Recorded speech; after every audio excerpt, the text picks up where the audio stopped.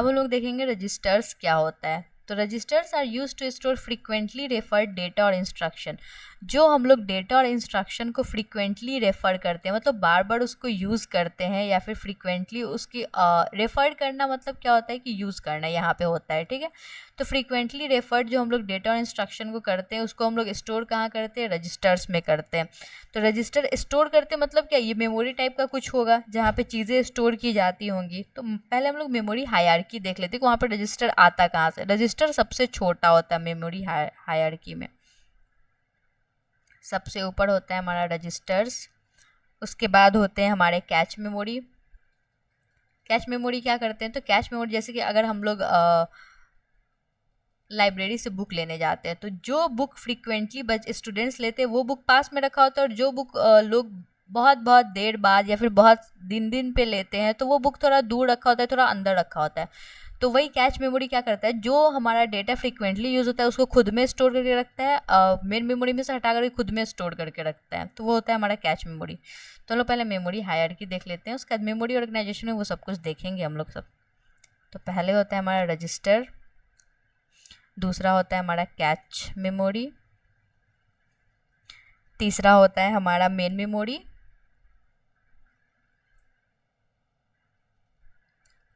Fourth होता है हमारा सेकेंडरी मेमोरी।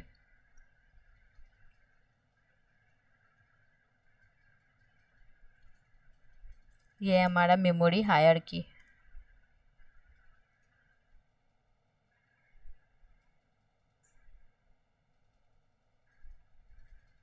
तो इसमें क्या होता है ना कि एक्सेस करने का एक्सेस नीचे से ऊपर जाने पे डिक्रीज करता है,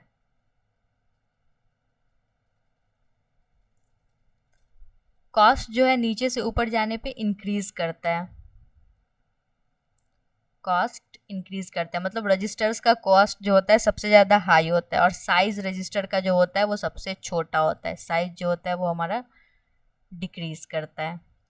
तो ये था हमारा मेमोरी हायरार्की। और रजिस्टर्स क्या होता है, तो रजिस्टर्स को हम लोग यूज़ करते हैं फ्रीक्वेंटली रेफर्ड डेटा को और इंस्ट्रक्शन को यूज़ करने के लिए। रजिस्टर सबसे छोटा होता है साइज़ में, रजिस्टर का कॉस्ट ज़्यादा होता है और उसको एक्सेस करना थोड़ा मुश्किल होता है।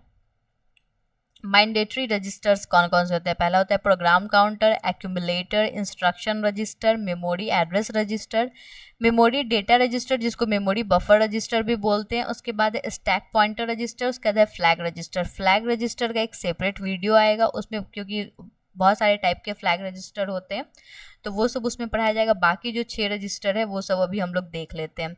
तो सबसे पहले हम लोग स्टार्ट करते हैं हमारे प्रोग्राम काउंटर रजिस्टर से। प्रोग्राम काउंटर क्या होता था, तो प्रोग्राम काउंटर होता था जो कि अपना नेक्स्ट इंस्ट्रक्शन जो एग्जीक्यूट होगा उसका वो एड्रेस स्टोर करके रखता था। तो प्रोग्राम काउंटर रजिस्टर क्या होता है, it is use to hold और point the next instruction address from the memory.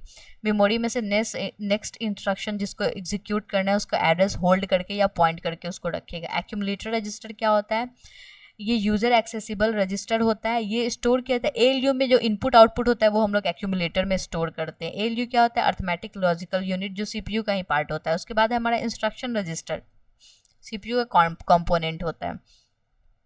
उसके बाद हमारा इंस्ट्रक्शन रजिस्टर, इसको हम लोग यूज़ करते हैं करेंटली फेच इंस्ट्रक्शन को डिकोड करने के लिए।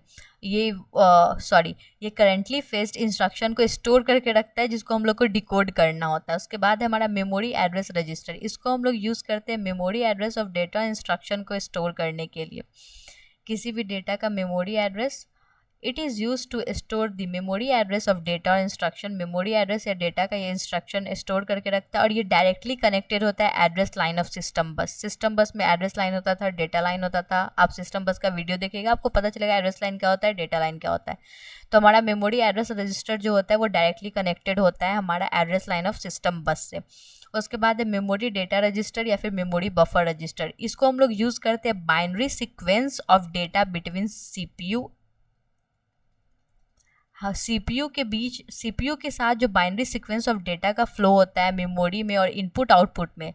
Memory CPU input output communicate किसके थ्रू करता है, हमारे सिस्टम बस के थ्रू। सिस्टम बस में क्या होता है कि डेटा, उसी binary sequence of data flow करता है, तो ये उसको स्टोर करके रखता है। ये डायरेक्टली कनेक्टेड होता है डेटा लाइन ऑफ सिस्टम बस के। सिस्टम बस के डेटा लाइन से डायरेक्टली कनेक्टेड होता है मेमोरी बफर रजिस्टर या फिर मेमोरी डेटा रजिस्टर।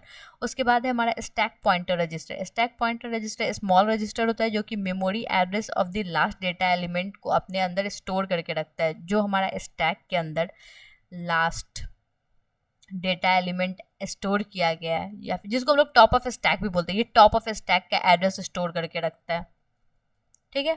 या फिर first available address of stack, मतलब ओवरऑल हम लोग स्टैक पे ऑपरेशन कहाँ ही करते हैं, टॉप ऑफ स्टैक पे ही करते हैं, तो ये टॉप ऑफ स्टैक का एड्रेस स्टोर करके रखता है स्टैक पॉइंटर रजिस्टर। यहाँ रहा हमारा स्टैक पॉइंटर, ये हमारा रहा टॉप ऑफ स्टैक, बस यही है इसका क्या कहते हैं इसको डायग्राम। उसके बाद है माइक्रो ऑपरेशन। ये basic register to register transfer operation होता है। माइक्रो ऑपरेशन रजिस्टर डेटा का ट्रांसफर जो होता है। उसके बाद it is also known as tiny operation और एटॉमिक ऑपरेशन या माइक्रो इंस्ट्रक्शन या control word. To execute micro operation required control signal. Micro operation को एग्जीक्यूट करने के लिए हम लोग कंट्रोल सिग्नल का रिक्वायर्ड होता है जो कि कंट्रोल यूनिट देता है। Each micro operation required one complete cycle. हर एक माइक्रो ऑपरेशन को एक कंप्लीट साइकिल चाहिए होता है एग्जीक्यूट होने के लिए। जैसे कि हमारा यहाँ है,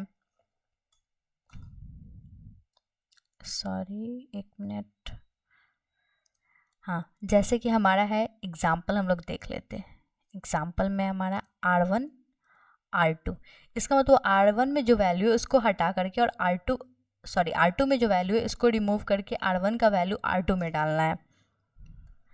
तो हम लोग स्टार्ट करते हैं कि इसको कैसे किया जाएगा।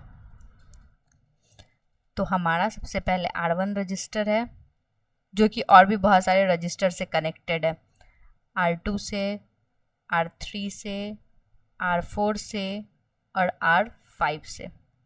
ये सब है हमारा रजिस्टर फाइल्स।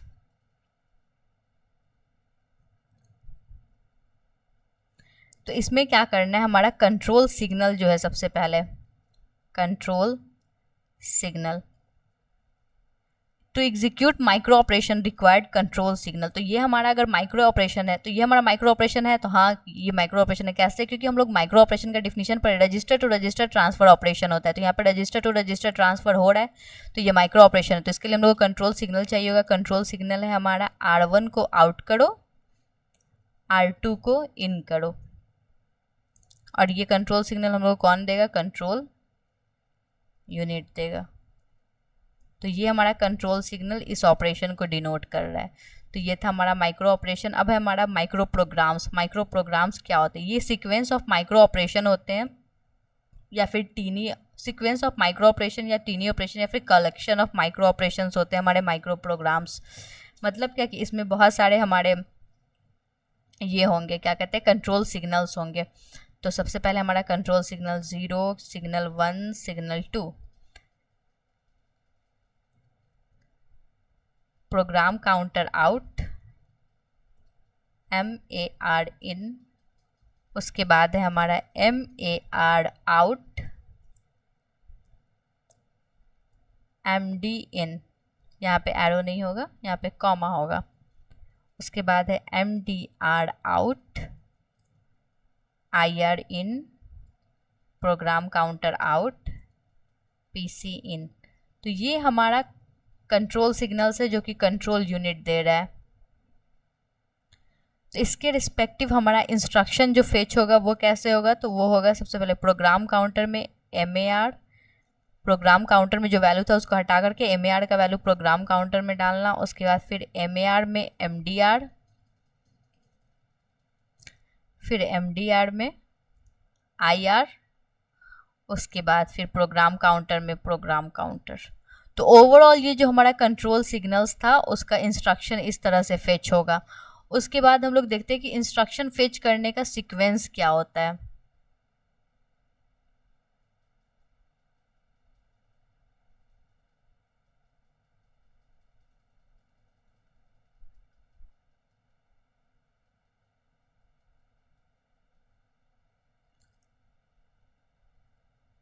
तो इंस्ट्रक्शन फेच करने का हमारा सीक्वेंस होता है, सबसे पहले प्रोग्राम काउंटर में नेक्स्ट इंस्ट्रक्शन जो एग्जीक्यूट करना है उसका एड्रेस रहता है। तो सबसे पहले प्रोग्राम काउंटर के पास जाता है, उसके बाद फिर MAR के पास जाता है। MAR हमारा क्या होता था, मेमोरी एड्रेस रजिस्टर।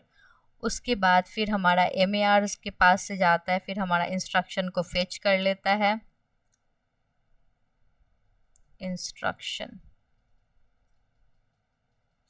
उसके बाद फिर MDR के पास, या फिर उसको मेमोरी बफर रजिस्टर भी कहते हैं। उसके बाद फिर इंस्ट्रक्शन रजिस्टर के पास, जिसके अंदर हमारा होता है ऑपकोड बताता है कौन सा ऑपरेशन परफॉर्म करना है, और यहाँ रहता है हमारा इंस्ट्रक्शन। उसके बाद हमारा इसका होता है डिकोडिंग के बाद ये जाता है ALU के पास। ALU हमारा दे देता है आउटपुट। उसके बाद फिर ये वैल्यू चला जाता है फ्लैग रजिस्टर में। तो इस तरह से हम लोग क्या करते हैं, तो ये जो हमारा पूरा सीक्वेंस है ये हमारा इंस्ट्रक्शन फेच का सीक्वेंस है। ये जो है हमारा है sequence of instruction fetch. That's all for this video. Thank you for watching.